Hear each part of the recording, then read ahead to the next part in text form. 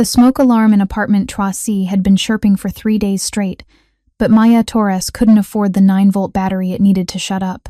Not when she had exactly $42 in her checking account, and Liam's field trip permission slip required $20 for the Science Museum next week. She pressed the heels of her hands against her eyes, sitting at her kitchen table at 2 in the morning, surrounded by past due notices that seemed to multiply like rabbits. Rent, utilities. The payment plan for Liam's emergency room visit last month when he'd broken his arm falling off the monkey bars. The collection agency letters that arrived with increasing frequency, each one more threatening than the last. Maya was 29 years old, and she felt ancient. Her phone buzzed. A text from the hospital. Reminder: your shift starts at 6 a.m. Please arrive 10 minutes early for briefing. 4 hours of sleep if she went to bed right now. But first, she needed to finish the online application for the weekend housekeeping position at the Riverside Hotel. A third job, because 2 jobs, her full-time position as a hospital custodian, and her evening shifts at the corner store still weren't enough to keep them afloat. She glanced at the closed door of Liam's bedroom. Her 7-year-old son, sleeping peacefully, unaware that his mother was drowning in a sea of financial desperation, unaware that she'd skip dinner again tonight so he could have seconds, unaware that his sneakers were held together with superglue because new ones cost $60 she didn't have. If you're enjoying this story so far, don't forget to hit the like button and subscribe.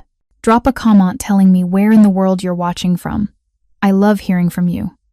The apartment was quiet, except for that damn smoke alarm and the distant sound of sirens.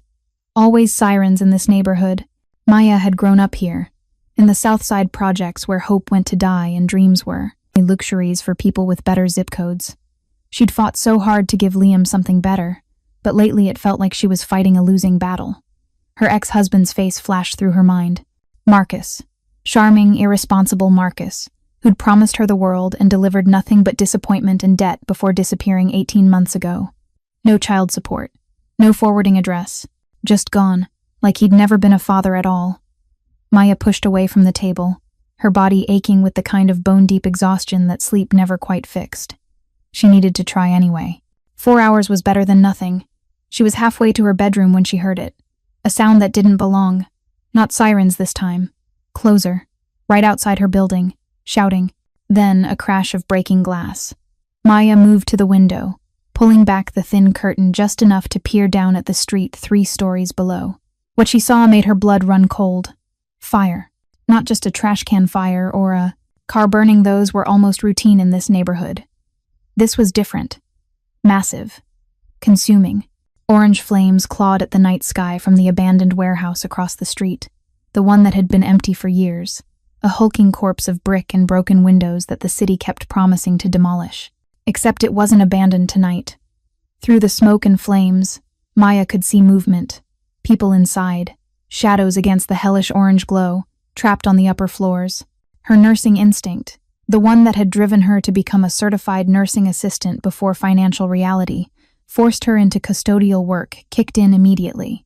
She grabbed her phone, dialing 911 as she shoved her feet into sneakers. 911, what's your emergency? There's a massive fire at the old Riverside warehouse on 7th and Potomac, Maya said, her voice steady despite her racing heart. I can see people trapped inside. Multiple floors involved. Units are already in. Route, ma'am. Please stay clear of the building. Maya ended the call, grabbed her keys, and headed for the door. Stay clear of the building. Right. As if she could just stand by and watch while people burned. She paused at Liam's door, cracking it open to check on him. He was sprawled across his twin bed, one arm hanging off the edge, his face peaceful in sleep. Safe.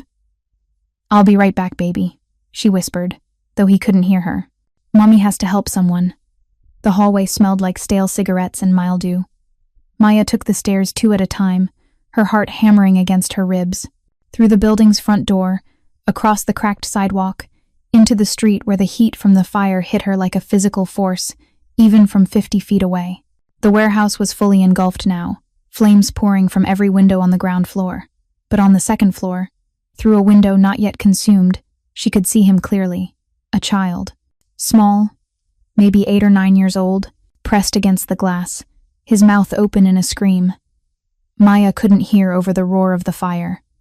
Behind him, a man's silhouette. Larger, trying to break the window, but it wasn't giving. The old warehouse windows were reinforced with wire mesh meant to keep vandals out, now trapping people inside. "Oh my God," Maya breathed. In the distance, sirens wailed, but they weren't close enough. Wouldn't be close enough. She could see it in the way the flames were spreading, racing up the interior walls, devouring everything in their path. That second floor would be gone in minutes. The child would be dead in minutes. Maya didn't think. Thinking was the enemy of action, and action was all that mattered now. She ran. The front entrance to the warehouse was a gaping mouth of fire, impossible to enter. But there was a side door. She'd walked past this building 1,000 times, had seen the teenagers sneaking in and out through that rusted metal door that never quite latched properly. The heat was intense as she rounded the corner, the air itself seeming to shimmer and warp. The side door was already hot to the touch when she grabbed the handle, the metal searing her palm. Maya gritted her teeth against the pane and yanked. It opened. Smoke billowed out, thick and black and toxic. Maya pulled her t-shirt up over her nose and mouth, useless. Really. But instinct demanded she do something and plunged inside. The world became hell. Visibility was near zero. The smoke was so dense she could barely see her own hands in front of her face. Heat pressed down on her from above. The kind of heat that told her the ceiling was on fire, that any second the whole structure could collapse. "Hello?" she screamed, her voice raw and desperate. "Where are you?" A response faint, coming from above and to her left. A child's cry, terrified and weak. Maya found the stairs by touch, her hands scraping against rough concrete walls, her lungs already burning from the smoke. The metal railing was scalding hot, but she gripped it anyway, using it to guide herself upward through the choking darkness. The second floor was worse. Flames ate through the walls, consuming decades of accumulated debris, old pallets, cardboard, things Maya couldn't identify and didn't want to. The smoke was lighter here, drawn upward by the fire's convection, but the heat was brutal, turning the air into something solid and suffocating. "Keep making noise," Maya shouted. "Let me find you." There a sob, coming from the far corner where she'd seen the window from outside. She stumbled forward, her eyes streaming tears, her skin feeling like it was being flayed by the heat. Through the smoke, she could make out shapes now. A child huddled on the floor, arms wrapped around his knees.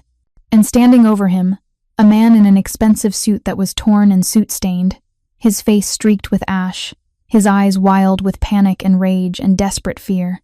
The man saw her first. For one heartbeat, there, eyes locked. Even through the smoke and terror, Maya registered the shock on his face. Shock that someone had actually come, that they weren't alone anymore. "The window won't break," he shouted, his voice hoarse from smoke. "I've tried everything, the mesh is too strong." Maya didn't waste time answering. She rushed to the child, dropping to her knees beside him. The boy was conscious but barely responsive, his breathing shallow and rapid. Smoke inhalation. Not good. Minutes away from losing consciousness entirely. "We're not going through the window," Maya said, her training taking over, pushing aside fear and doubt. "We're going back the way I came. Can you carry him?" The man didn't hesitate. He scooped the child into his arms with a tenderness that seemed at odds with everything else about him. The expensive suit, the cold eyes that had briefly assessed Maya like she was a problem to be solved. When he held the child, he was just a father, terrified of losing his son. "Lead the way," he commanded. Not a request, an order from someone used to giving them. Maya turned back toward the stairs. Behind them, something exploded, a sound like the earth splitting open, followed by a rush of superheated air that sent them both stumbling forward. "Go," the man shouted. "Now." They ran. Maya led them back through the burning maze, her memory of the path already fading in the chaos, everything looking different now that more of the building was consumed. Twice they hit dead ends, walls of flame that forced them to backtrack. Precious seconds ticking away while the child in the man's arms grew limper, his head lolling against his father's shoulder. The stairs were there. Maya found them more by luck than navigation. She started down, her legs shaking, her lungs screaming for clean air that didn't exist. They were halfway down when she heard it. A groaning sound, deep and ominous. The sound of structural failure, the sound of a building deciding to give up and fall in on itself. "Faster!" The man roared behind her. The side door was visible now, a rectangle of slightly less darkness, smoke pouring out of it in a thick column. Maya ran for it, her vision tunneling, her body running on fumes and adrenaline, and the desperate need to save this child she didn't even know. 5 feet from the door, the world exploded, not behind them, above. The ceiling collapsed, sending a cascade of burning debris raining down. Maya felt something massive strike her shoulder, felt herself falling, felt the man behind her cry out as something hit him too.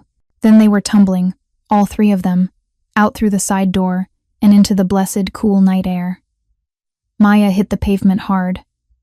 Pain exploded through her left side, her ribs, her shoulder. Everything hurt. Everything was on fire, her lungs, her skin, her throat raw from smoke and screaming. She tried to push herself up, failed, tried again. "Don't move," a voice said. Professional, authoritative, paramedic. When had they arrived? Maya couldn't remember. Time had become fluid, moments bleeding together like watercolors in rain. Strong hands lifted her, placed her on something soft, a gurney. The world tilted and swayed. Through her blurring vision, Maya could see firefighters swarming the warehouse, their hoses painting arcs of water against the flames. Could see more ambulances, their lights painting the night in red and blue. "The boy," Maya croaked, her voice barely working. "The child is he, being treated," the paramedic assured her. "You got him out in time. That was incredibly brave and incredibly stupid, ma'am. Do you have any idea how close you came to dying?" Maya wanted to laugh, but it came out as a cough that sent fresh waves of pain through her chest. Close to dying. She'd been close to dying for years, just in a slower, quieter way. At least tonight she'd been close to dying while doing something that mattered. "My son," she managed. "Liam, apartment 3C. Across the street. He's alone. 7 years old. Please. We'll send someone to check on him," the paramedic promised. "Right now, you need to focus on breathing. You've got significant smoke inhalation, possible broken ribs, second-degree burns on your hands and forearms. You're going to the hospital." The gurney was moving now, rolling toward one of the ambulances. Maya tried to turn her head, to see if the man and his son were okay, but the paramedic held her steady. "Don't move. You might have neck or spine injuries." Everything was getting fuzzy around the edges. Shock, probably, or exhaustion, or both. Maya's eyes drifted closed, despite her efforts to keep them open. The last thing she heard before unconsciousness claimed her was a voice. Deep. Commanding. The man from the warehouse, somewhere nearby. Find out everything about her. Everything. And make sure her son is taken care of. Whatever he needs, food, clothes, someone to stay with him until she's released. Handle it. "Yes, sir, Mr. Reyes." Reyes. The name floated through Maya's fading consciousness. Familiar somehow, though she couldn't quite place why. Something she'd heard on the news, maybe. Or read in the paper. Then the darkness took her, and she didn't think anything at all. Maya woke to the sound of machines beeping and the smell of antiseptic. Hospital. She knew that smell intimately had worked in its embrace for years. First as a nursing assistant, then as a custodian when the pay was better and the shifts more flexible for a single mom. Her eyes opened slowly, the fluorescent lights above her bed too bright, stabbing into her brain. Every part of her body hurt. Her throat felt like she'd swallowed broken glass. Her hands were wrapped in bandages. Her left side was one massive bruise that throbbed with each breath. But she was alive. "Mommy." The voice was sweeter than any music. Maya turned her head slowly, carefully to see Liam rushing toward her bed, his face streaked with tears, his small body vibrating with relief. Behind him, a woman Maya had never seen before. Older, maybe 50, with kind eyes and an expensive-looking pantsuit. She placed a gentle hand on Liam's shoulder before he could launch himself at Maya's bed. "Careful, sweetheart," the woman said softly. "Your mama is hurt. We need to be gentle." Liam slowed, approaching the bed with exaggerated care that made Maya's heart clench. He was trying so hard to be brave, but she could see the fear in his blue eyes just like his father's, though Marcus had never looked at her with such pure love. "Hi, baby," Maya croaked, her voice barely recognizable. "I'm okay. You were in a fire." Liam's lower lip trembled. "Mrs. Chen from downstairs came and got me because police were at our door. She said you were a hero, that you saved people. But I was scared, Mommy. I was so scared." "I know, sweetie. I'm sorry." Maya wanted to reach for him, to pull him close, but her bandaged hands and the IV lines, tethering her to machines, made movement difficult. "Come here, carefully." Liam climbed onto the edge of the bed, nestling against her right side, the less injured side. Maya ignored the pain, wrapping her arm around him and breathing in the familiar scent of his strawberry shampoo and the laundry detergent she bought in bulk at the discount store. "Who are you?" Maya asked the woman, her maternal instincts sharp despite her injuries. The woman smiled. "My name is Elena Vasquez. I work for Mr. Reyes, the man you saved from the warehouse fire. He asked me to make sure Liam was taken care of while you're in the hospital." Reyes. That name again. "I didn't save a man," Maya said slowly. "I saved a child. There was a man with him, but you saved both of them," Elena interrupted gently. "Mr. Reyes credits you with saving his life and the life of his son, Mateo. The doctors say another minute in that smoke and Mateo would have suffered permanent lung damage. As it is, he's recovering. Well, thanks to you." Maya's head was swimming, trying to process this information. "I don't understand. Who is Mr. Reyes? And why was he in an abandoned warehouse in the middle of the night with his son?" Elena's expression closed slightly, becoming more guarded. "That's a conversation better had with Mr. Reyes himself. He's been waiting to speak with you as soon as you're well enough." "I'm well enough now." Maya's voice was firm despite her weakness. "If this man has questions for me, he can ask them, and I have questions for him too." Elena studied her for a moment, then nodded. "I'll let him know you're awake. But for now, you should rest. Liam has been very brave, but he needs his mother to get better." After Elena left, Liam curled closer against Maya's side, his small hand finding hers beneath the blankets, careful of the bandages. "Mommy, Mr. Reyes is really nice," he said quietly. "He sent Elena to stay with me. She made me pancakes for breakfast and helped me pack a bag. And she said you were going to be okay, that you were strong." "I am okay, baby." Maya pressed a kiss to the top of his head. "And I'll be home soon." Elena said not to worry about anything, that everything is taken care of. Liam pulled back to look at her face, confusion in his young eyes. What does that mean? Maya had no idea, but the phrase "everything is taken care of" coming from a stranger, no matter how kind, sent a chill down her spine that had nothing to do with her injuries. The door to her hospital room opened. A man entered, and Maya's breath caught despite the pain it caused. He was tall, over 6 feet easily, with broad shoulders that filled out his black suit perfectly. Dark hair swept back from a face that was all sharp angles and hard lines, saved from severity by full lips and eyes the color of aged whiskey. Those eyes found hers immediately, assessing, calculating, seeing more than Maya was comfortable with. He moved with the kind of confidence that came from never having been told no. Power radiated from him like heat from a flame. This was the man from the warehouse. She recognized him despite the suit and ash being gone, despite the expensive clothes replacing the torn suit. She recognized him by the way he looked at Liam with that same protective tenderness she'd glimpsed in the burning building. "Miss Torres," he said, his voice deep and smooth as aged whiskey to match his eyes. "I'm Dante Reyes. We met under rather dramatic circumstances." "You could say that." Maya's voice was stronger now, protective instincts sharpening her tone. "Though I still don't understand what you and your son were doing in that warehouse." Dante's expression didn't change, but something flickered in his eyes. A misunderstanding with some business associates, one that turned dangerous far faster than anticipated. Business associates. In an abandoned warehouse at 2 a.m. Maya might have been born in the projects, might work as a custodian, but she wasn't stupid. She knew what business happened in abandoned warehouse in the middle of the night. "Mr. Reyes," she began, choosing her words carefully. "I appreciate you checking on me, but I don't think—" "Mommy, Mr. Reyes says I can visit Mateo."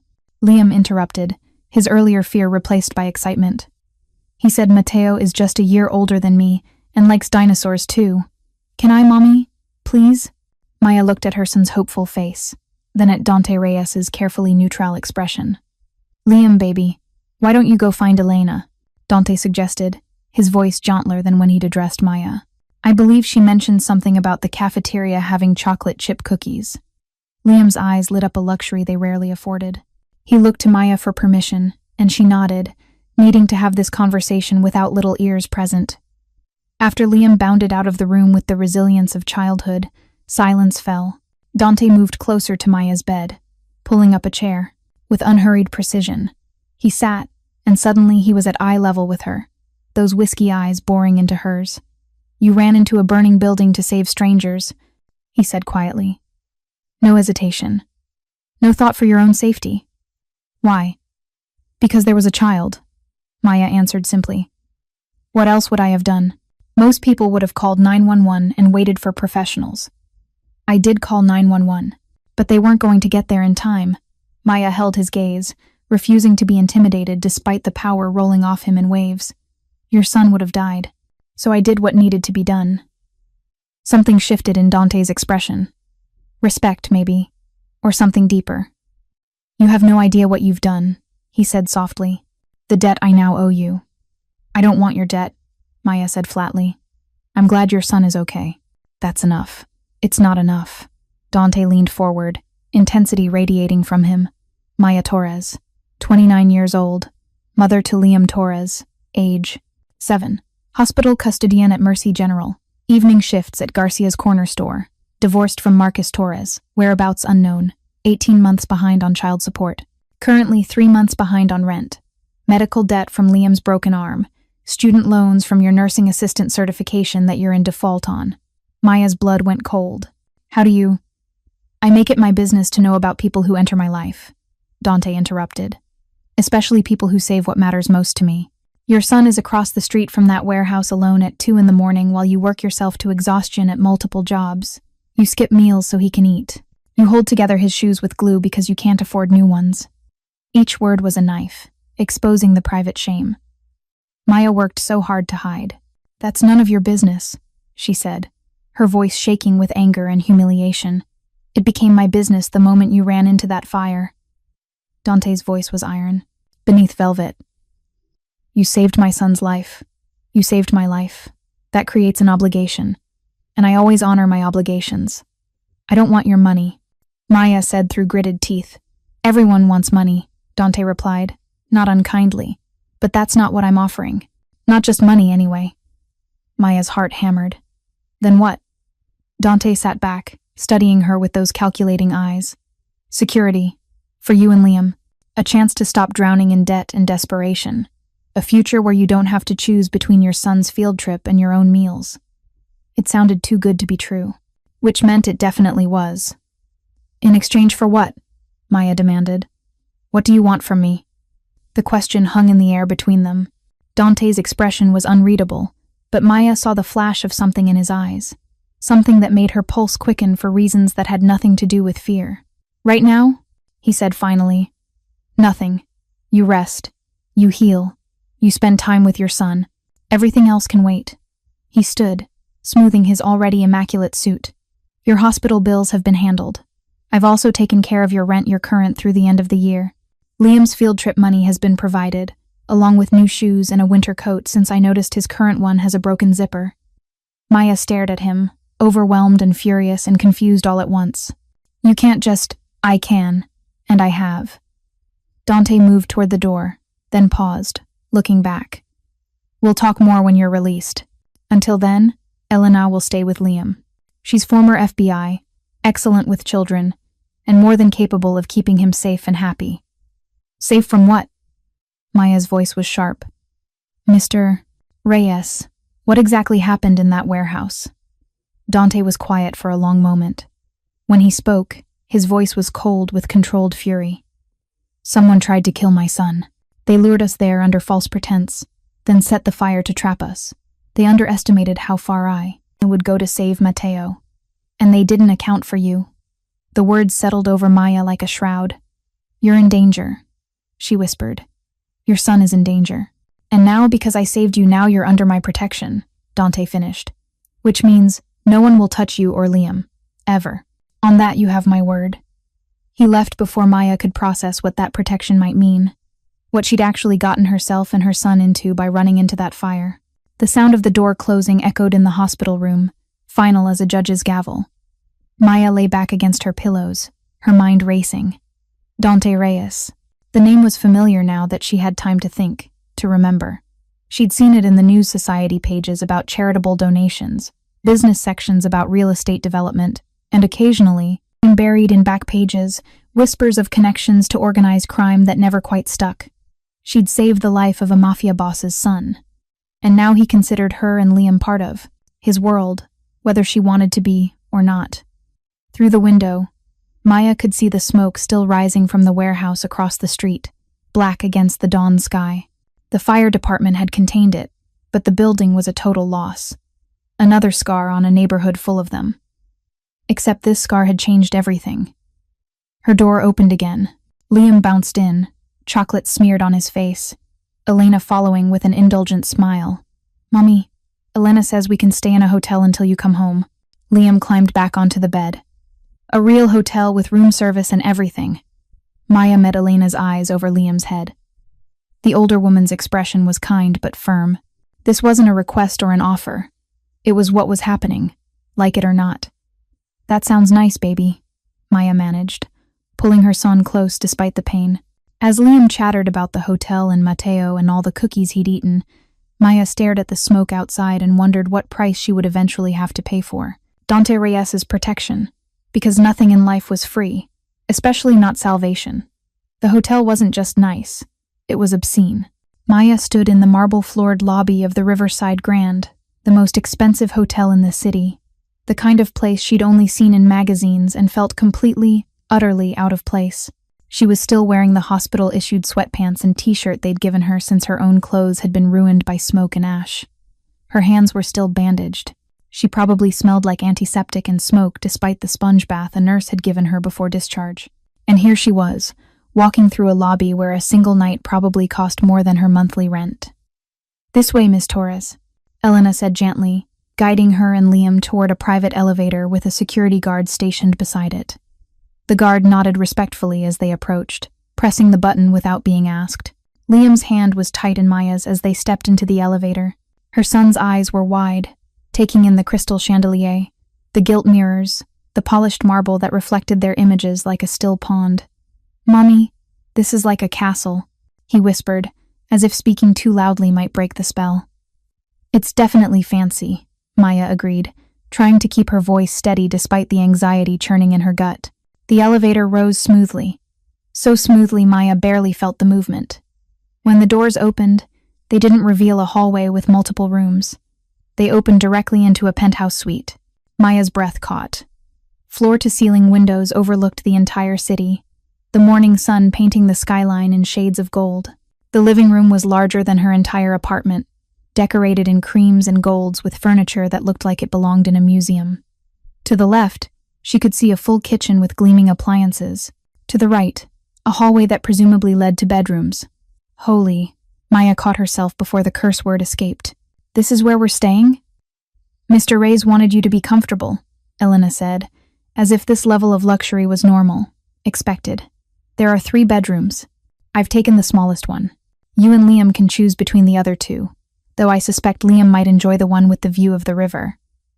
Liam had already released Maya's hand, drawn like a magnet to the massive windows. "Mommy, I can see our building from here. Look, there's the warehouse where the fire was."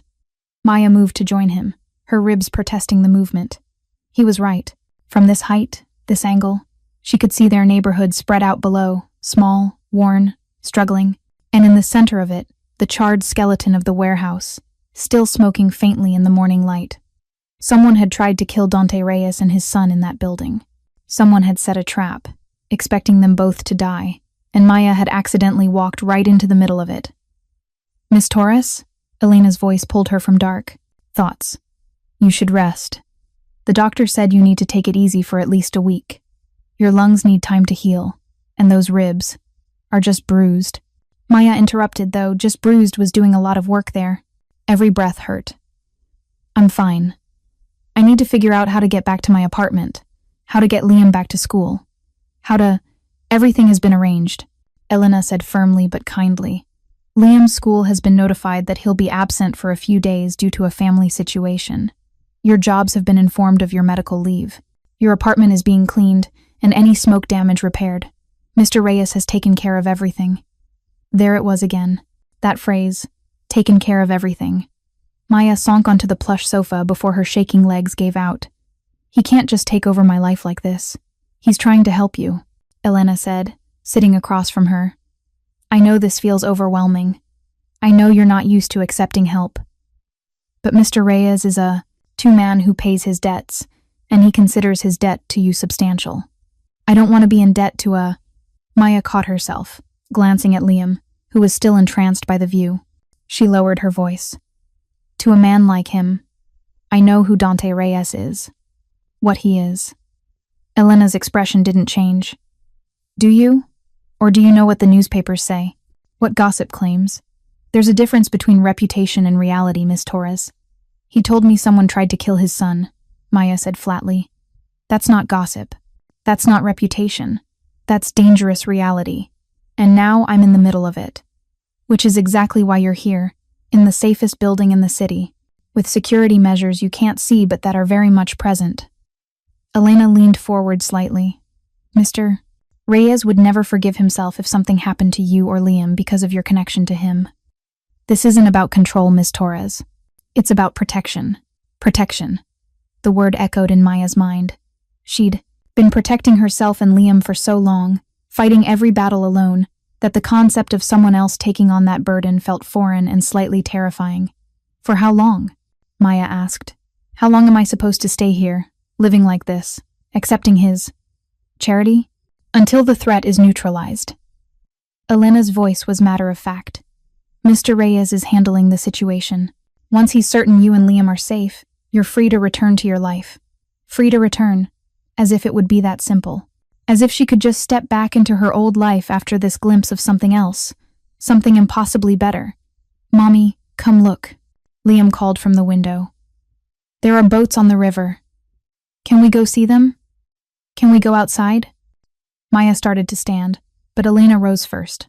Why don't I take Liam to explore the suite while you rest? She suggested. I believe there's a rather impressive video game system in one of the bedrooms, and Mr. Reyes mentioned he'd arranged for some new clothes to be delivered for both of you. I can pay for my own clothes, Maya said automatically, even though she couldn't. The $42 in her checking account wouldn't buy much of anything. I'm sure you can, Elena replied diplomatically. But why not accept help when it's offered? Pride is a luxury you can't afford right now, Ms. Torres. Your son needs you healthy and present, not exhausted and injured trying to maintain independence for its own sake. The words stung because they were true. Maya watched Liam bounce excitedly as Elena showed him the massive television and gaming system in the living room, his face brighter than she'd seen it in months. When was the last time she'd been able to give him something that made him this happy? There's food in the kitchen, Elena added. Fresh fruit, bread, sandwich fixings. Help yourself to anything. Lunch will be delivered at noon. Mr. Reyes took the liberty of ordering from Liam's favorite restaurant. How does he know? Liam's favorite restaurant? Maya demanded. Elena smiled slightly. Mr. Reyes is very thorough. It's how he's survived as long as he has. After Elena and Liam disappeared into one of the bedrooms, their voices fading to excited chatter, Maya allowed herself to fully collapse against the sofa. Her entire body hurt. Her lungs ached with each breath.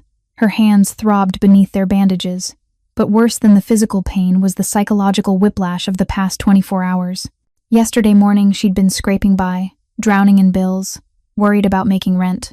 Yesterday morning, her biggest concern had been whether she could afford to buy Liam new shoes before winter. Now, she was in a penthouse suite, being protected by a man she barely knew, a man who operated in shadows and violence, a man whose eyes made her feel seen in a way that was both thrilling and terrifying. Maya pulled out her phone miraculously. It had survived the fire and hospital stay. She had 17 missed calls, 10 from unknown numbers, 5 from Garcia's corner store where she worked evenings, 2 from her landlord, and a single text from a number she didn't recognize. Rest. Heal. We'll talk when you're ready. Dr. Dante Reyes had her phone number. Of course he did. He seemed to know everything else about her. Maya was about to put her phone away when it rang in her hand. Unknown number. She almost didn't answer, but something made her accept the call. Ms. Torres? A man's voice, professional and clipped. This is Detective James Morrison with the city police. I'm investigating the warehouse fire from yesterday morning. I'd like to ask you a few questions when you have time. Maya's stomach dropped. The police. Of course the police would want to talk to her. A suspicious fire that killed how many? She didn't even know. A fire that had nearly killed Dante Reyes and his son. "I'm recovering from smoke inhalation," Maya said carefully. "The doctor said I need rest." "I understand, and I don't want to impede your recovery, but this is a serious matter." The fire was deliberately set. 3 people died, Ms. Torres, and you were a witness to at least part of what happened. 3 people. Dead. Maya's hand tightened on the phone. "I didn't see anyone set the fire.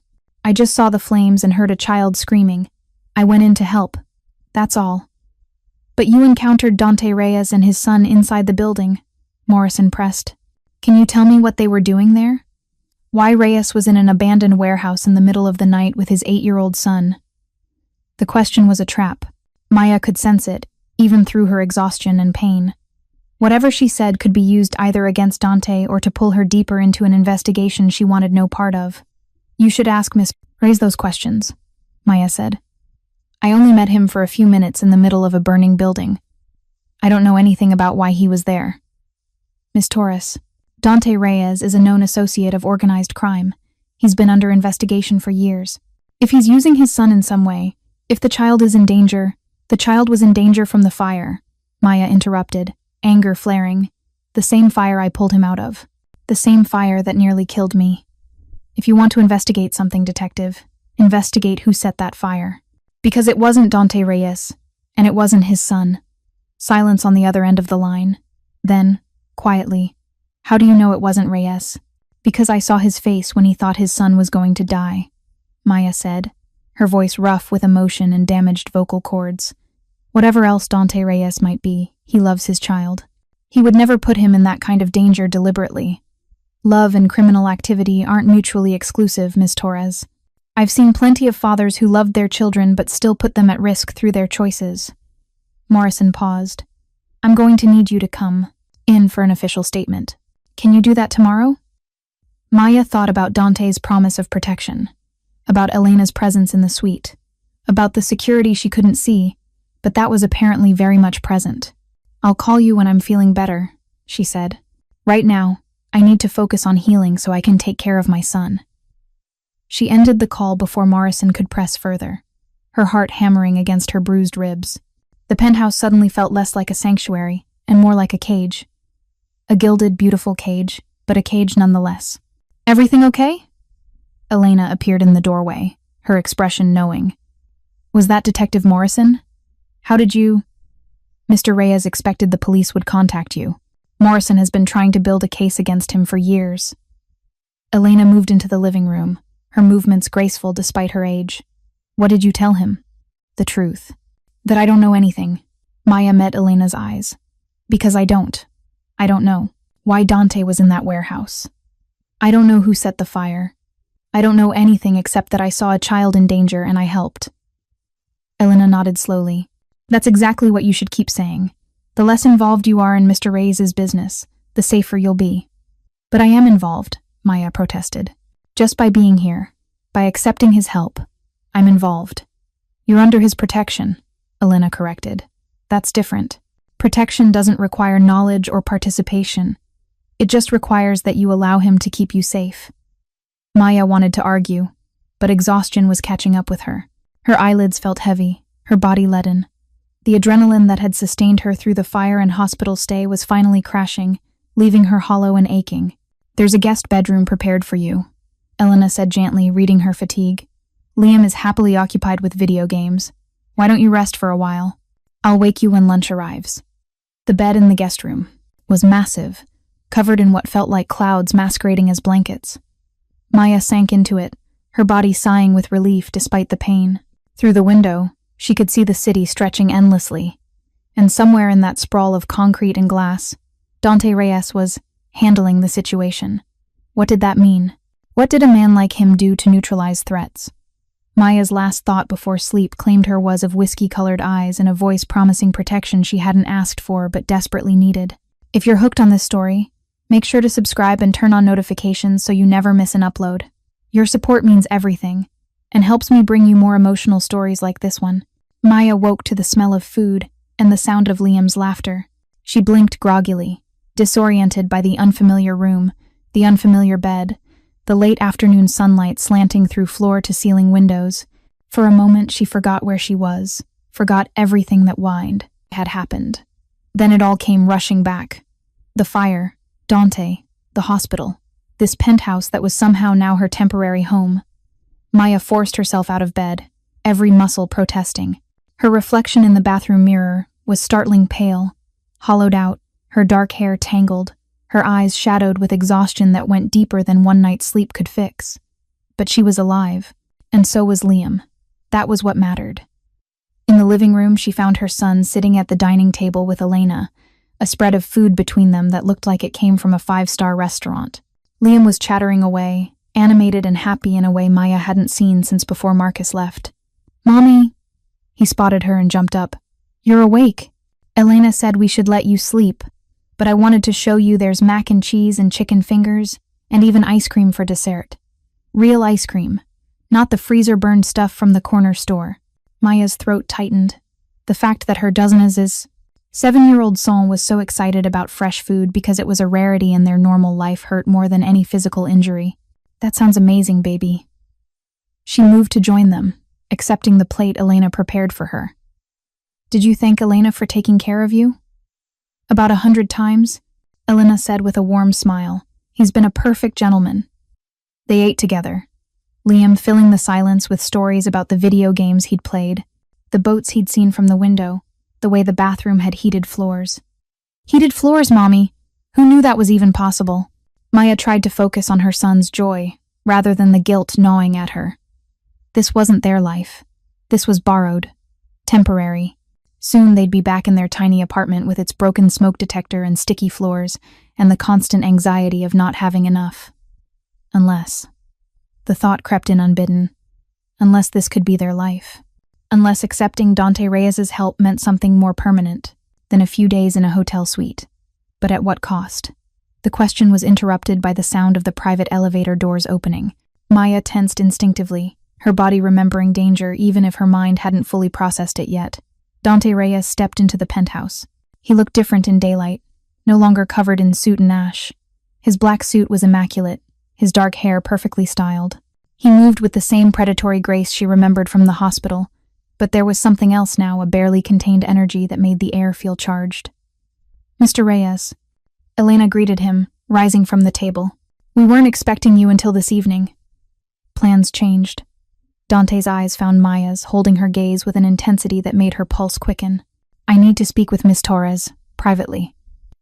Liam, oblivious to the tension suddenly filling the room, jumped up excitedly. "Mr. Reyes, is Mateo here? You said maybe I could meet him." Dante's expression softened as he looked at her son. "Not today, Liam. But soon, I promise. How would you like to play some more video games with Elena while I talk to your mother?" "Okay." Liam was already heading toward the bedrooms, Elena following with an understanding look at Maya, and then they were alone.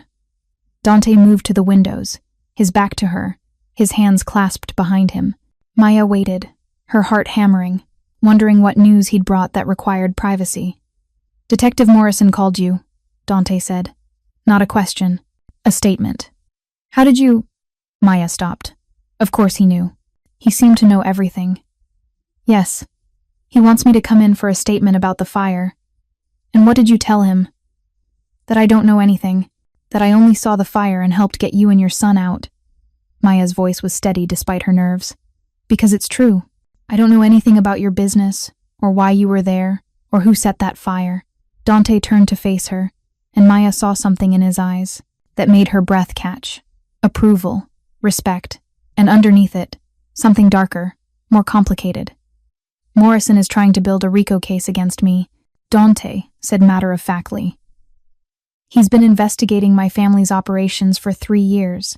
He'll use anything and anyone to get what he needs, including you if he thinks you have information." "But I don't have information," Maya protested. "It doesn't matter. Your connection to me makes you interesting to him. Your testimony about what happened in that warehouse could be twisted to serve his narrative." Dante moved closer, his presence overwhelming in the spacious room. "I need to know if you're going to be a problem, Maya." The implied threat should have terrified her. Instead, it sparked anger. "A problem?" Maya stood, ignoring the pain in her ribs. refusing to be intimidated. I saved your son's life. I almost died doing it. And now you're standing in this penthouse that you put me in, asking if I'm going to be a problem? I'm asking if you're going to talk to the police, Dante clarified, his voice dangerously soft. If you're going to tell them things that could get people killed. People who have nothing to do with what happened in that warehouse. I don't know anything that could get anyone killed. Maya's voice rose, frustration and fear mixing into something volatile. You keep saying I'm under your protection, that you owe me a debt, but it feels a lot more like I'm a prisoner you're trying to control. Silence fell, thick and tense. Dante studied her with those whiskey eyes, and Maya forced herself not to look away, not to back down. Then, unexpectedly, he smiled. Not a cold smile, or a threatening one. A genuine smile that transformed his entire face. You're not afraid of me, he said, and it sounded like a revelation. Should I be? Maya challenged. Most people are. Dante moved closer, close enough that Maya could smell his cologne, something expensive and subtle that made her head spin. Most people look at me and see a monster, a criminal, someone to fear and avoid. I look at you and see a father who loves his son, Maya said quietly. I see someone who was willing to die in that fire rather than leave his child behind. Whatever else you are, Mr. Reyes, you're not a monster. Something shifted in Dante's expression. The careful control he maintained cracked just slightly, revealing something raw underneath. You have no idea what I am, he said, his voice rough. What I'm capable of. The things I've done to protect what's mine. Then tell me. Maya held his gaze. If you want me to trust you, if you want me to believe this protection you're offering is real, and not just another way to control me, then tell me the truth. All of it. Dante was quiet for a long moment, internal struggle visible in the tension of his jaw, the set of his shoulders. Finally, he gestured to the sofa. Sit. This is going to take a while. Maya sat, her body grateful for the support even, as her mind raced with anticipation and dread. Dante remained standing, as if sitting would make him too vulnerable, too exposed. My family has controlled certain interests in this city for 3 generations, he began. Import, export, real estate, construction, some legitimate, some not. I inherited the business when my father died 5 years ago. You mean the mob, Maya said bluntly. You're part of organized crime. I prefer to think of it as an alternative economy, Dante replied, a hint of dark humor in his voice. But yes, the Reyes family has connections to what law enforcement calls organized crime, though the reality is far more complicated than what you see in movies. Maya absorbed this, trying to reconcile the criminal kingpin with the man who'd cradled his son in the burning warehouse, who'd ensured Liam had chocolate chip cookies and new shoes. The warehouse, she prompted. Why were you there? Dante's expression hardened. I was meeting with a rival family, the Volkovs. They wanted to discuss territory agreements, a peaceful negotiation of boundaries and operations. Or so I thought. It was a trap. It was an assassination attempt, Dante corrected. They lured me there under false pretenses, then set the fire. They wanted to eliminate me and send a message to my organization. What they didn't count on was me bringing Mateo. Maya's blood ran cold. You brought your son to a business meeting with criminals? Mateo was supposed to stay in the car with my security team, Dante said, frustration evident in his voice. But he's 8 years old and curious, and he followed me inside without anyone noticing. When the fire started, my team was forced back by the explosion. By the time I realized Mateo was inside, it was too late to get out the way we came in. We were trapped. The image of that night replayed in Maya's mind. The child pressed against the window. The man trying desperately to break through. Both of them seconds from death. The Volkovs killed your security team, Maya said, pieces falling into place. The 3 people who died. Yes. A single word, heavy with grief and rage. Good men, men with families, murdered because the Volkovs wanted to start a war. And now? Maya asked. What happens now? Dante's smile was cold. Now the Volkovs learn what happens when they come after what's mine. The possessive way, he said. It sent a shiver down Maya's spine that wasn't entirely fear. I don't want Liam involved in this, she said firmly. Whatever you're planning, whatever war you're starting, my son stays out of it. He's already out of it, Dante assured her. You both are. You'll stay here, under protection, until the Volkovs are no longer a threat. Then you're free to return to your life. Free to return. Maya echoed the phrase Elena had used earlier, as if it's that simple. Why wouldn't it be? Dante's eyes narrowed. Unless you don't want to return. The question hung between them, loaded with implication. Maya thought about her cramped apartment, her exhausting jobs, the constant struggle to give Liam even the basics. Then she thought about this penthouse, the security, the ease of having someone else handle the logistics of survival. And underneath it all, she thought about the way Dante looked at her, like she was something rare and precious, like she was worth protecting at any cost. I don't know what I want, Maya admitted. Everything's happened so fast. 2 days ago, I was just trying to make rent. Now I'm in the middle of a mob war, and you're standing here offering me protection. I didn't ask for from threats I don't understand. You understand perfectly well, Dante said softly. The Volkovs won't forgive you for saving me. In their eyes, you interfered with their plan. You're a witness. You're a loose end. And they don't leave loose ends. Fear spiked through Maya. But I don't know anything. I can't identify anyone. I'm no threat to them. You're connected to Manao. That makes you a target. Dante moved closer, his intensity pinning her in place. But it also makes you mine to protect, and I protect what's mine, Maya. Always. There it was again. That possessive claim that should have offended her but instead made her feel safe in a way she hadn't felt since before Marcus left. For how long? Maya asked. How long am I supposed to hide in this penthouse while you wage war with the Volkovs? A week. Maybe 2. Dante crouched in front of her, bringing them to eye level. I'm moving quickly to resolve this. The Volkovs made a mistake attacking me directly. They violated agreements that have stood for decades. The other families won't support them. Once I've neutralized the threat, you and Liam will be safe to resume your normal lives. And if you can't neutralize the threat, I can. I will. The absolute certainty in his voice left no room for doubt. But there's something you should know, Maya. Once this is over, once the immediate danger has passed. He trailed off, and Maya saw something in his eyes that made her pulse race. What? She prompted. I'm going to ask you to stay anyway, Dante said quietly. Not because you're in danger, not because I owe you a debt, but because I want you to. Because Mateo asks about you constantly. Because having you and Liam in my life feels right in a way nothing has felt right in a very long time. Maya's breath caught. This was more than protection, more than repaying a debt. This was Dante Reyes, one of the most powerful men in the city, essentially telling her he wanted her. I have a son, Maya said, her voice shaking. I have responsibilities. I can't just upend his life because you. Because I what? Dante challenged. Because I can give you both security, opportunity, a future where you don't have to work yourself to exhaustion just to survive? Because you're a criminal, Maya said bluntly. Because you operate outside the law. Because dating you being with you means accepting that violence and danger are part of the package. Dating. Dante's lips curved into a slight smile. Is that what we're doing? I don't know what we're doing, Maya admitted. I barely know you. Then get to know me. Dante stood, offering her his hand. We have a week or 2 while this situation resolves. Spend time with me. Let Liam spend time with Mateo. See if this life my life is something you could accept. Maya stared at his offered hand, knowing that taking it meant more than just standing up. It meant accepting everything that came with Dante Reyes. The protection and the danger, the wealth and the violence, the security and the moral compromises.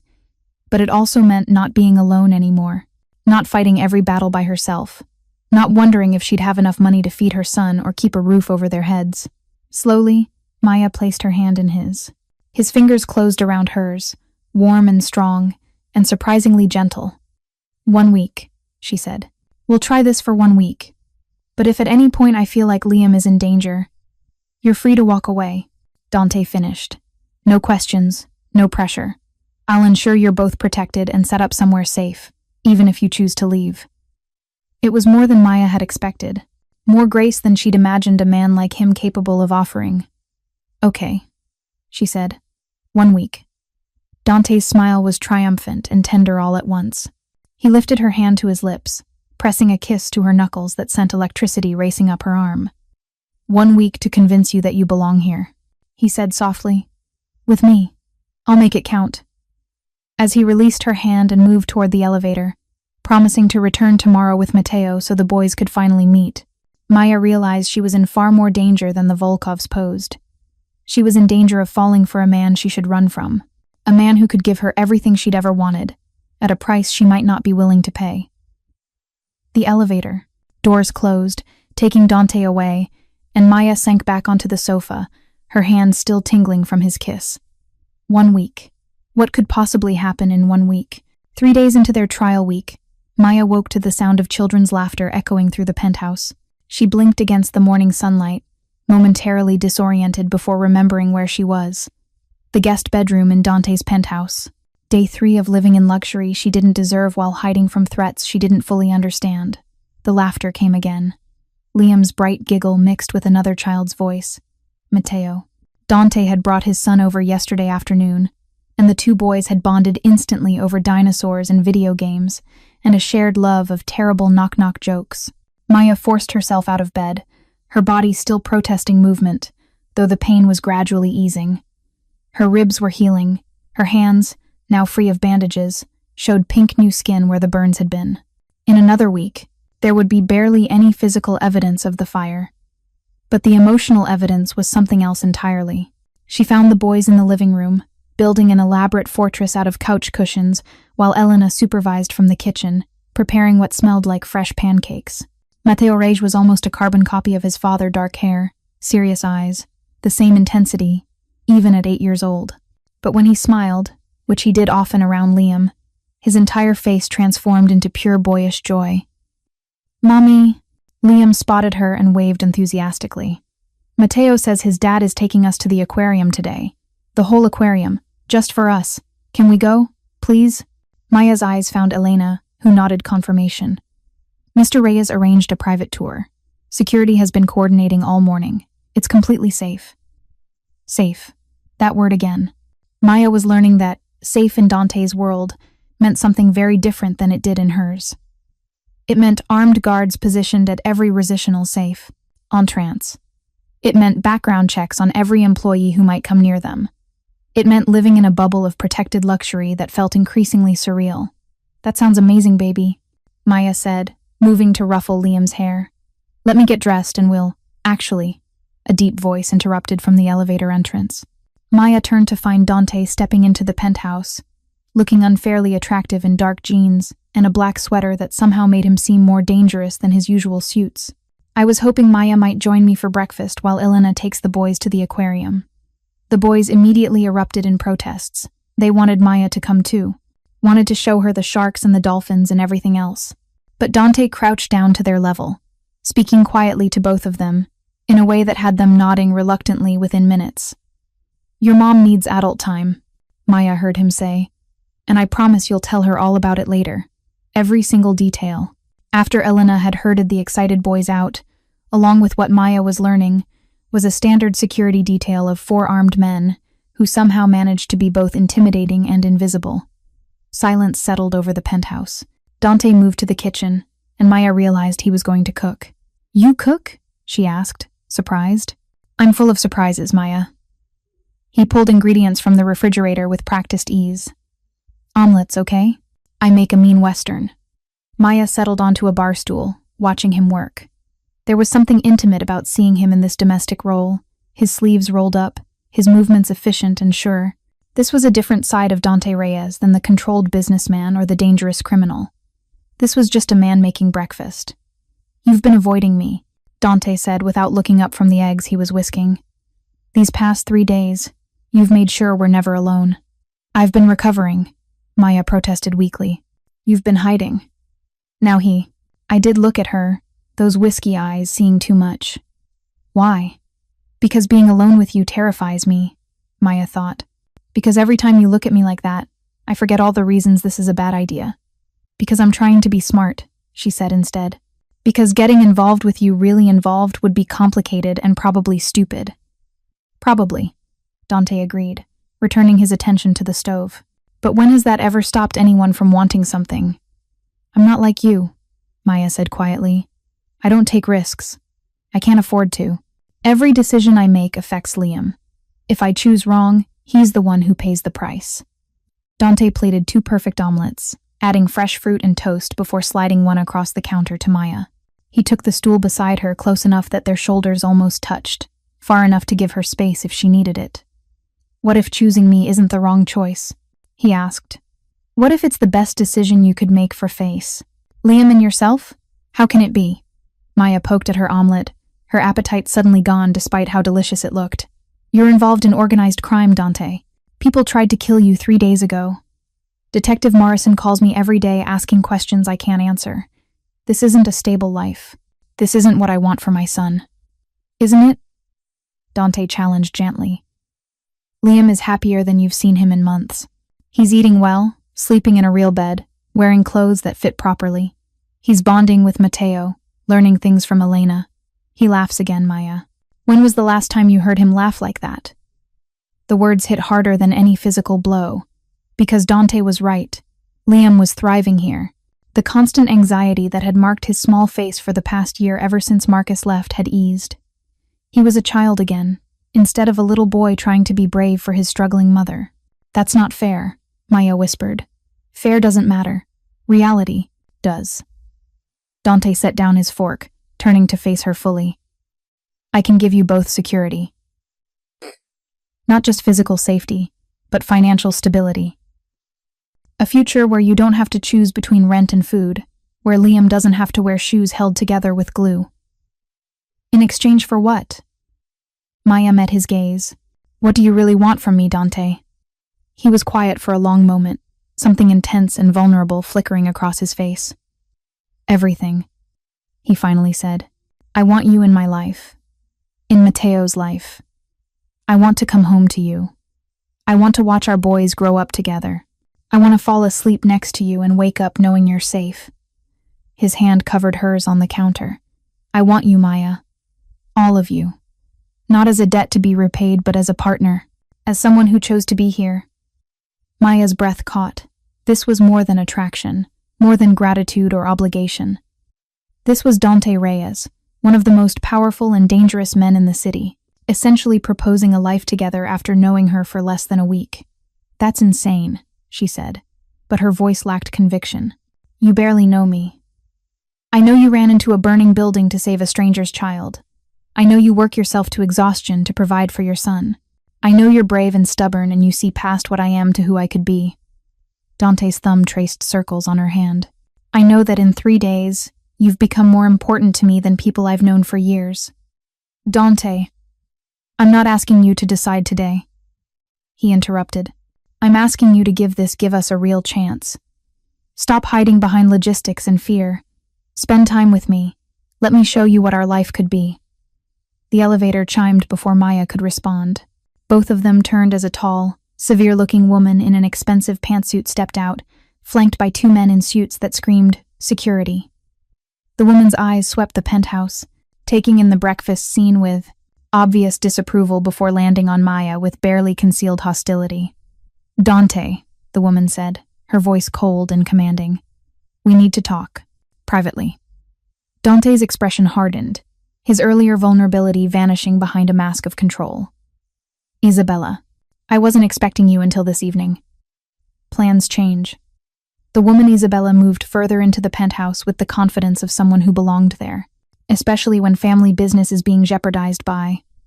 Her gaze flicked to Maya with disdain. Distractions. Maya felt her face flush. She started to stand, to give them privacy, but Dante's hand on her arm stopped her. "Maya stays," he said flatly. "Whatever you have to say to me, you can say in front of her." Isabella's perfectly sculpted eyebrows rose. "Really? You're willing to discuss family matters in front of a stranger? Someone with no ties to our organization, no understanding of our world?" "Someone who saved my son's life," Dante corrected his, voice dropping to a dangerous register. "Someone under my protection, which makes her family Isabella, whether you approve or not." The tension in the room was thick enough to cut. Maya looked between Dante and Isabella, recognizing the family resemblance now, the same dark eyes, the same aristocratic features, the same aura of controlled power. "You're his sister," Maya realized. "Half-sister," Isabella corrected coldly. and the family's legal counsel, which is why I'm here to inform Dante that his recent decisions are creating problems. What problems? Dante didn't release Maya's arm, keeping her anchored beside him. Isabella pulled a tablet from her designer bag, tapping the screen before turning it to face them. Maya's stomach dropped. The headline read, "Crime Boss Dante Reyes and Mysterious Woman. Who is the single mother who saved his life?" Below it was a photo, grainy but recognizable, of Maya leaving the hospital with Elena and Liam. Another photo showed them entering this building. A third showed Dante arriving at the penthouse yesterday. "The press is digging," Isabella said. "Detective Morrison has been feeding information to select reporters, trying to build public interest in his investigation. Your connection to Ms. Torres is now very public, Dante, which means her past, her present, everything about her will be scrutinized." Maya felt sick. "My past? There's nothing in my past.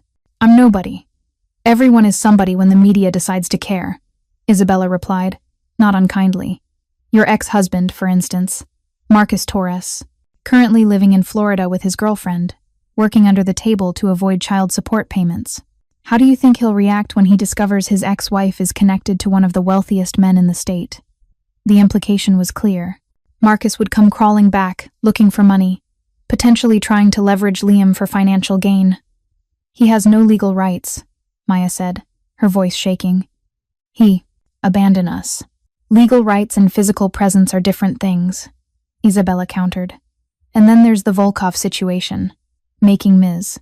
Torres's connection to you public increases the danger to her exponentially." Dante's jaw clenched. "The Volkovs are being handled." "Are they?" Isabella's voice sharpened. "Because my sources say Victor Volkov is planning something. He's been meeting with the Castellanos and the Chen family. He's building alliances, Dante. And he's using the publicity around Ms. Torres to paint you as distracted, as weak." "I'm not weak," Dante said, his voice deadly quiet. "Then prove it." Isabella leaned forward. "And the Volkov situation. Decisively. Before they make another move, and consider whether keeping Ms. Torres this close is worth the risk to the entire organization." Maya pulled her arm from Dante's grip, standing abruptly. "I should go. This is family business, and I don't belong." "You belong exactly where I say you belong," Dante interrupted, rising as well. "And right now, that's here, with me."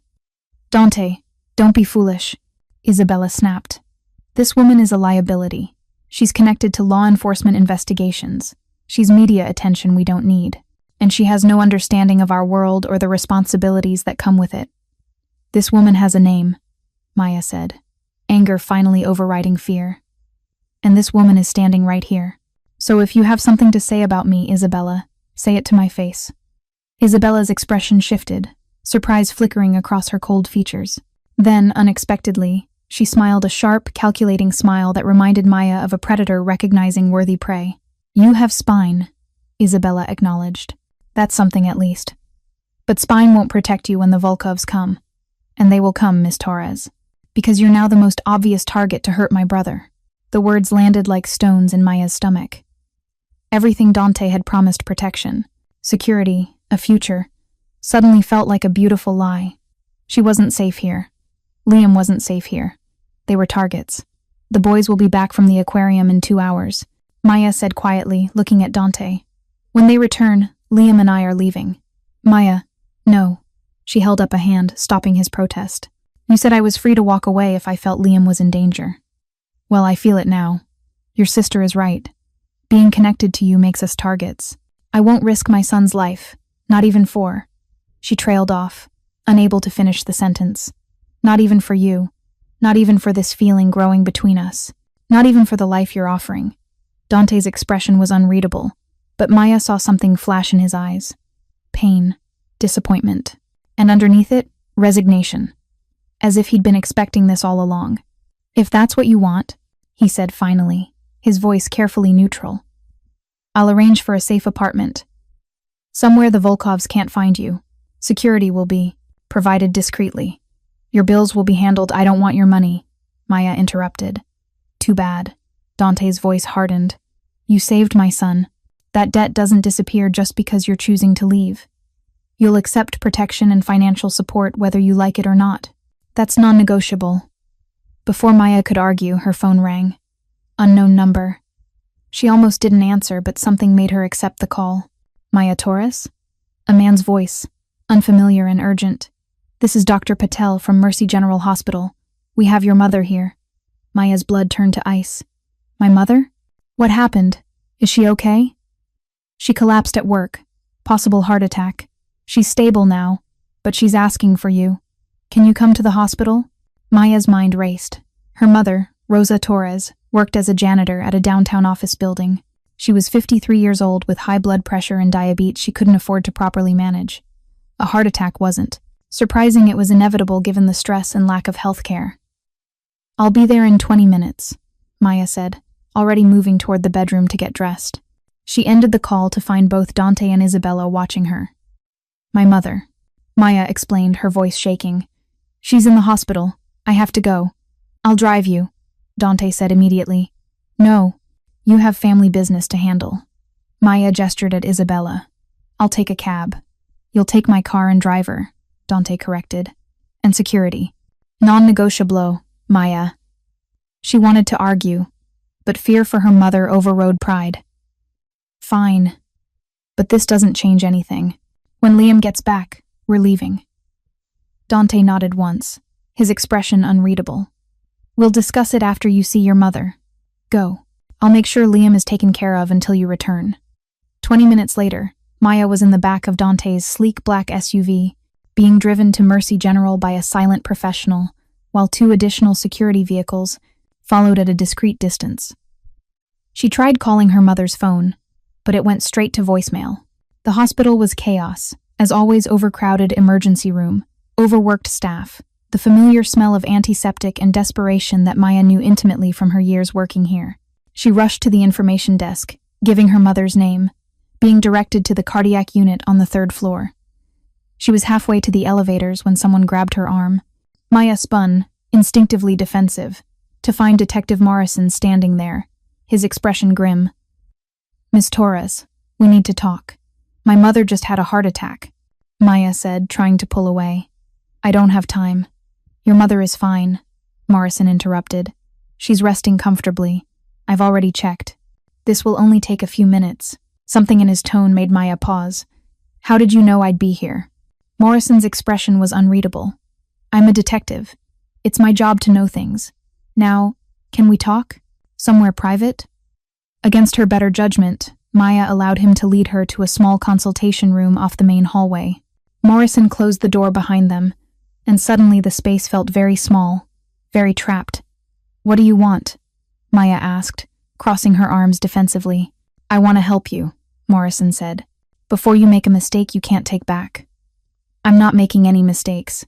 You're living in Dante Reyes' penthouse, Morrison interrupted. You're letting your son spend time with his son. You're accepting his money, his protection, his attention. Do you have any idea how dangerous that is? He's protecting me from the Volkovs, Maya protested. From the same people who tried to kill him and his son. Is he? Morrison leaned against the desk, his gaze intense. Or is he using you as a pawn in his war with them? Think about it, Miss Torres. You appear in his life at the exact moment he needs to look sympathetic, human. A single mother who saved his son, that's great press. It makes him look like a victim instead of a criminal. Maya's stomach churned. You don't know what you're talking about. Don't I? Morrison pulled out his phone, showing her a series of photos. Dante meeting with men Maya didn't recognize. Dante in what looked like a warehouse similar to the one that had burned. Dante leaving a building she recognized from the news, the site of a murder 3 months ago. Dante Reyes is a criminal, Miss Torres. He runs drugs, weapons, stolen goods. He's connected to at least 6 murders in the past 2 years, though we can't prove it. He's dangerous. And you're putting yourself and your son directly in his path. He saved us, Maya said. But the conviction in her voice was wavering.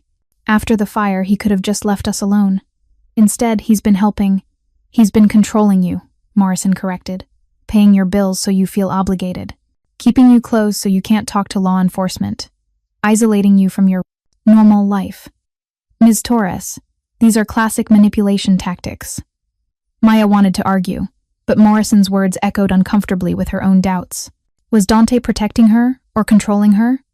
Was his interest in her genuine, or was she just a useful tool in his war with the Volkovs? "What do you want from me?" Maya asked quietly. "I want you to testify," Morrison said.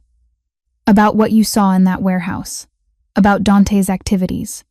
I know you've been spending time in his penthouse. You must have seen things, heard things. Ms. Torres, with your testimony, I can finally put Dante Reyes away. I can end his criminal empire.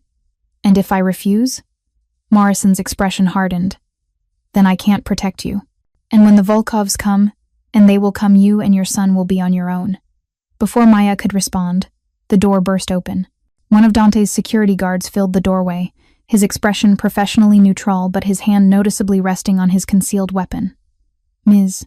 Torres, Mr. Reyes asked me to check on you. Is everything all right?" Morrison stepped back, raising his hands in a placating gesture. "Just having a conversation, officer. No problems here."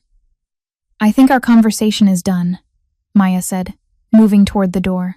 Her mind was spinning, Morrison's accusations mixing with her own doubts, until she couldn't tell truth from manipulation anymore.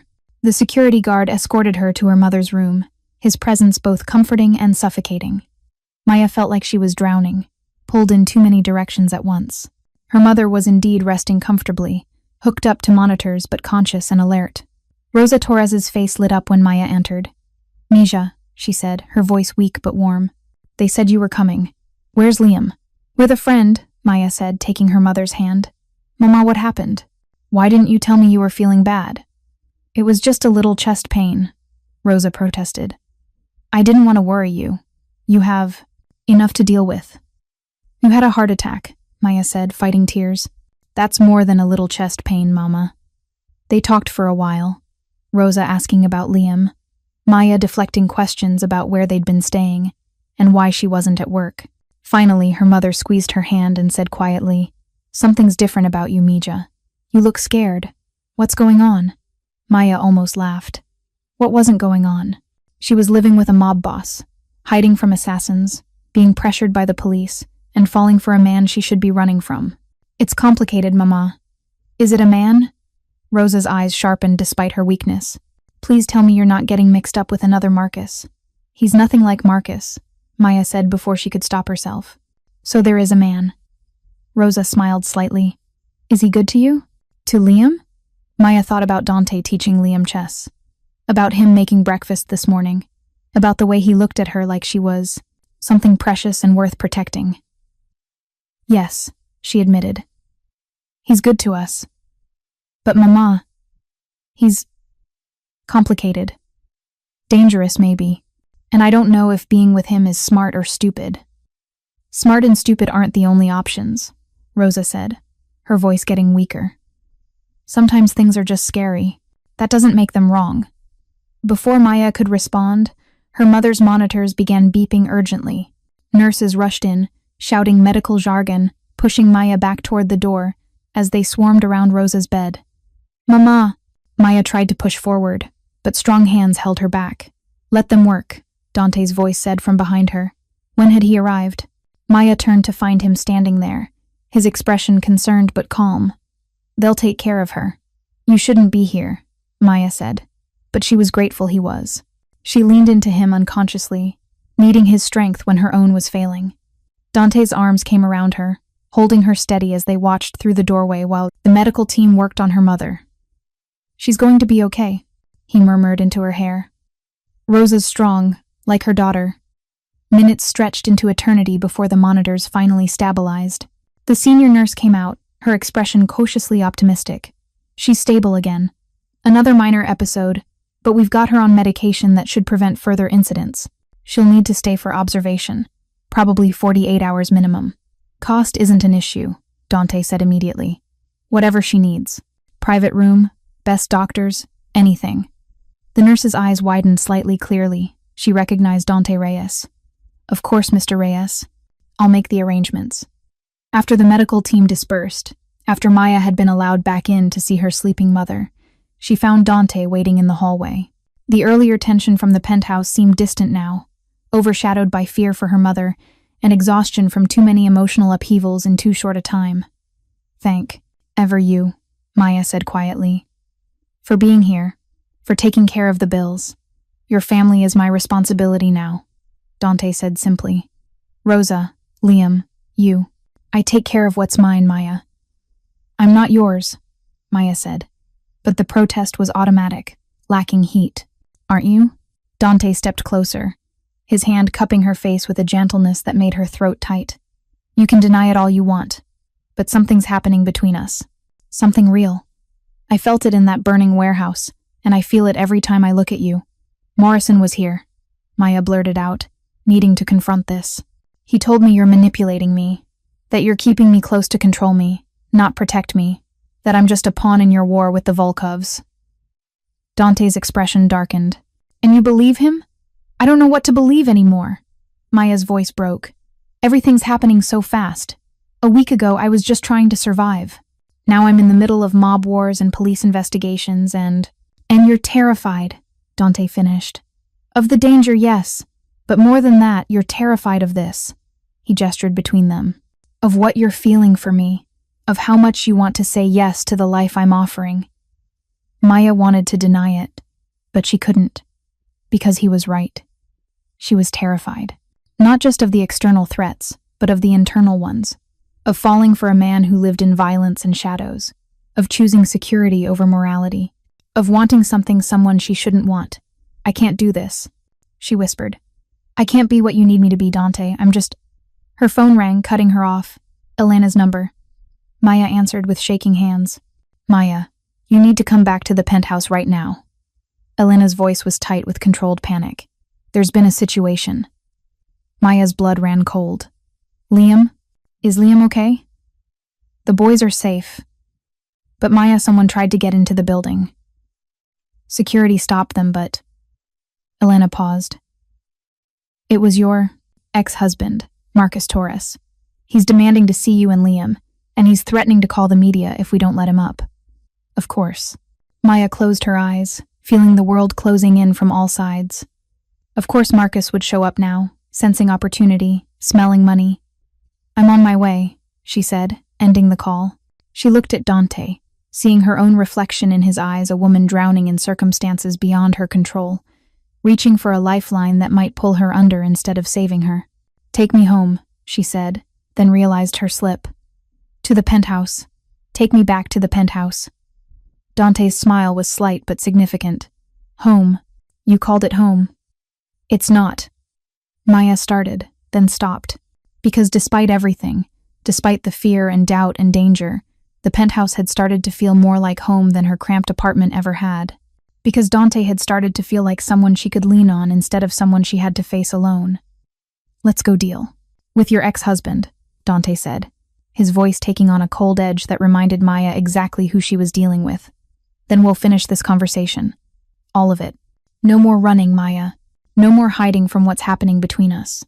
As they left the hospital, flanked by security that seemed to multiply with each passing day, Maya realized she was at a crossroads. She could choose safety, leave Dante's world, take Liam far away, start over somewhere new, or she could choose the truth that despite everything, despite the danger and the moral compromises, she wanted to stay. She wanted Dante. She wanted this life that terrified and thrilled her in equal measure. But first, she had to face Marcus. And then, she had to face the Volkovs. Because as they pulled up to the penthouse building, Maya saw news vans already gathering on the street. Detective Morrison's prediction about media attention was coming true faster than even he probably expected. The war Dante had been fighting, in shadows, was about to become very, very public. And Maya Torres, single mother and hospital custodian, was about to discover exactly what it meant to be under Dante Reyes's protection, whether she wanted to be or not. The penthouse elevator ride felt like ascending to execution. Maya stood beside Dante, their shoulders touching in the confined space, neither speaking but both hyper-aware of the other's presence. Through the elevator's glass walls, she could see the city spreading out below them, her old neighborhood visible in the distance, the warehouse still a black scar against the urban landscape. So much had changed in 7 days. Everything had changed in 7 days. The elevator doors opened directly into chaos. Marcus Torres stood in the center of the penthouse living room, his hands on his hips, his face red with indignation. He looked exactly as Maya remembered: sandy hair, blue eyes, Liam had inherited, a boyish face that masked selfish opportunism. He wore jeans and a wrinkled button-down that had probably been slept in, and his eyes were calculating as they swept over the luxury surrounding him. Elena stood between Marcus and the hallway, where presumably the boys were hidden, her posture protective, despite her smaller stature. Two of Dante's security team flanked the living room entrance, their expressions professionally neutral, but their presence threatening. Finally, Marcus sneered when he saw Maya. "Took you long enough. I've been waiting 20 minutes while these goons treat me like a criminal." "You are a criminal," Maya said coldly, stepping into the penthouse. "You owe 18 months of child support. You abandoned your son." "I didn't abandon anyone," Marcus protested. "I just needed time to get on my feet. But now I see you've done pretty well for yourself." His eyes found Dante, and something ugly flickered across his face. "Shacking up with Dante Reyes. That was quick, Maya. Always did know how to land on your feet." Maya felt Dante, tense beside her, felt the dangerous energy rolling off him in waves. She placed a hand on his arm, a warning, a plea for restraint. "What do you want, Marcus?" she asked. "What do I want?" Marcus laughed, but there was no humor in it. "I want to see my son. I have a right to see Liam. You gave up that right when you left." "Actually," Marcus pulled a paper from his pocket, looking far too pleased with himself. "I checked with a lawyer. I still have parental rights. And unless you want me to go to the courts, file for custody, make this ugly in very public ways, you'll let me see my son. Now." Maya's stomach dropped. Marcus was right. Technically, he still had parental rights. She'd never pursued formal custody arrangements because she hadn't been able to afford a lawyer, and Marcus had seemed content to disappear. But now, sensing opportunity, he was back. "How much?" Dante's voice was quiet, but it cut through the tension like a blade. Marcus's eyes gleamed. "Excuse me?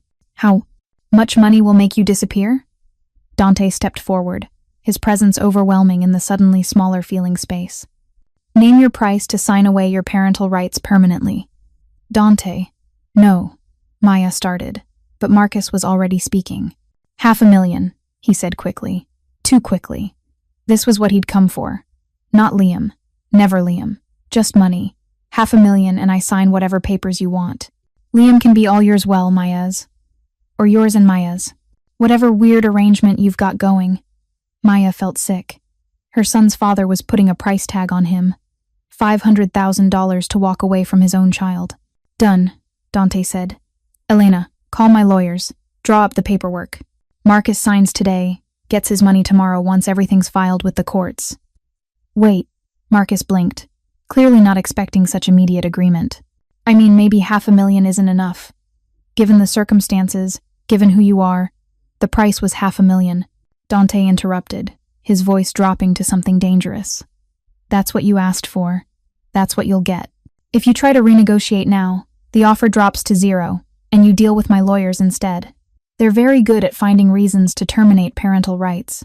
Drug use, criminal activity, abandonment. I'm sure we could build a compelling case." Marcus swallowed hard, clearly recognizing the threat. "Fine. 500,000. I'll sign." "You'll sign and you'll never contact Maya or Liam again," Dante continued. "You'll never speak to the press about them. You'll never use their names for profit or leverage.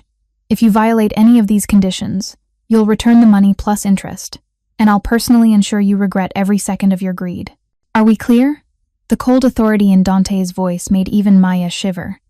This was the man Morrison had warned her about, the criminal who solved problems with threats and money and controlled violence. And right now he was solving her problem.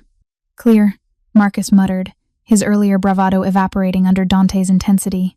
Elena moved to make the call, and for a moment, awkward silence filled the penthouse. Then a small voice broke it. "Mommy?" Maya turned to see Liam peeking around the hallway corner, Mateo beside him, both boys' faces uncertain and afraid. "Liam," Marcus started forward, but Dante's hand on his chest stopped him. "You don't get to see him," Dante said quietly. "You don't get to confuse him or hurt him or pretend you're here because you care. You're here for money. So you'll wait in the kitchen while the paperwork is prepared, you'll sign it, and you'll leave. Those are your options." Marcus looked like he wanted to argue, but something in Dante's expression made him think better of it. He allowed himself to be escorted to the kitchen by one of the security guards. Maya immediately moved to Liam, crouching down to his level despite the protest from her healing ribs. "Was that my dad?" Liam asked, his blue eyes Marcus's eyes confused and hurt. "Yes, baby. But he's not staying. He just came to sign some papers. Doesn't he want to see me?" The question broke Maya's heart. She pulled Liam close, breathing in his strawberry shampoo scent, feeling his small body trembling slightly against her. "It's complicated, sweetheart. But you know what's not complicated? How much I love you. How much you're loved." She pulled back to look at his face. "You're the best thing that ever happened to me, Liam Torres. Never forget that." Liam nodded, but Maya could see the hurt lingering in his eyes. Damn Marcus for coming here, for reminding her son of abandonment, for putting a price on his own child. "Why don't you boys go watch a movie?" Dante suggested gently, crouching down beside Maya. "Something with dinosaurs. I think there are several good options on the streaming service." Mateo immediately perked up. "Can we watch the one with the velociraptors?" "Whatever you want," Dante agreed. After Elena had herded both boys into the media room, he turned to Maya. "That was the right choice. Letting me pay him off." "Was it?" Maya stood, suddenly exhausted. "I just let my son's father sell his parental rights for money. What does that say about me? About the choices I'm making? It says you're protecting your son from a man who would only hurt him." Dante rose as well, his hand finding hers. "Marcus Torres is never going to be a real father, Maya. He's never going to show up for Liam, never going to put his needs first. At least this way, the rejection is clean and final. Liam can move forward without wondering if his dad will come back." Maya knew he was right, but it still felt like failure. Like she'd somehow broken her son's heart to protect him from worse heartbreak later. "I need to see my mom," she said abruptly, needing to escape the penthouse, the situation, Dante's all-seeing eyes. "I should be at the hospital." "I'll take you," Dante said. "After Marcus signs." "No. I need some time alone. To think." Maya pulled her hand from his. "Please, just give me some space." Something flickered across Dante's face, hurt, maybe, or disappointment. But he nodded. "Elena will drive you. Security will maintain a perimeter." But Maya, he caught her hand again, pulling her back. "Running from this doesn't change what's happening between us. Doesn't change what you're feeling." "I know," Maya whispered. "That's what scares me." She left before he could respond, before she could do something stupid like kiss him, like tell him she was already in too deep to escape even if she wanted to. In the elevator, alone except for Elena, Maya finally let herself break down. Tears streamed down her face as everything that had happened crashed over her in a wave of overwhelming emotion.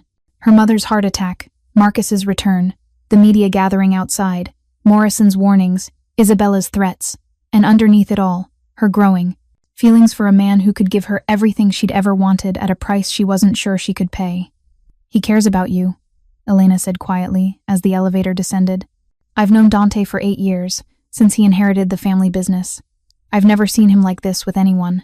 What he feels for you, it's real, Maya. That's what makes it so terrifying," Maya admitted. "If he was just using me, if Morrison was right and I was just a pawn, it would be easier to walk away. But he's not. He's a man who operates in shadows but who wants to walk in the light with you," Elena finished. "He's someone who's done terrible things but who's trying to build something better. He's complicated and dangerous, and yes, sometimes scary. But he's also loyal and protective, and capable of great love when he allows himself to feel it." The elevator reached the ground floor. Through the lobby windows, Maya could see the news vans multiplying, reporters with cameras, gathering on the sidewalk. "How do I get past them?" Maya asked. "You don't. Not publicly." Elena led her through a service corridor Maya hadn't known existed. "Mr. Reyes has arrangements with this building. Multiple exits, secure routes. Being with him means learning to move through the world differently." They emerged in an underground parking garage where a nondescript sedan waited, not one of Dante's obvious luxury vehicles. As Elena drove them toward the hospital, Maya stared out the window at the city she'd lived in her entire life, seeing it with new eyes. Being with Dante meant changing everything about how she lived.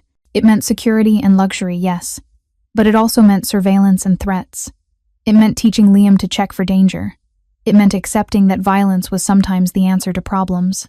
Could she do that? Could she be that person? At the hospital, Maya found her mother awake and looking better despite the tubes and monitors. Rosa's eyes sharpened when she saw Maya's face. "What happened?" she demanded. "You look like someone died." "Marcus showed up," Maya said, sinking into the chair beside the bed. "He wanted money in exchange for signing away his parental rights. Dante paid him off." Rosa was quiet for a long moment. Then, "Good. Marcus was never worthy of Liam. If this Dante can afford to remove that man from your lives, it's worth whatever it costs." "That's just it, Mama. I don't know what it costs." Maya took her mother's hand carefully, mindful of the IV. "Dante Reyes is involved in organized crime. The police are investigating him. There are people trying to kill him. Being with him means accepting all of that." "Do you love him?" Rosa asked simply. The question caught Maya off guard. "I barely know him." "That's not what I asked. Do you love him?" Maya thought about Dante making breakfast, about him teaching Liam chess and promising to take them to the aquarium, about the way he looked at her like she was precious and worth protecting, about how safe she felt in his presence, even knowing the danger that surrounded him. "I think I could," Maya admitted quietly. "I think I'm already starting to. And that terrifies me, Mama, because I don't know if loving him means losing myself." Rosa squeezed her hand weakly. "Love always means losing yourself a little. That's not the question. The question is whether you're gaining something better in return." Before Maya could respond, her phone buzzed. Multiple messages, all coming in at once. She checked the screen and felt the blood drain from her face. Photos. Someone had sent her photos. Liam at the window of the penthouse. Mateo beside him.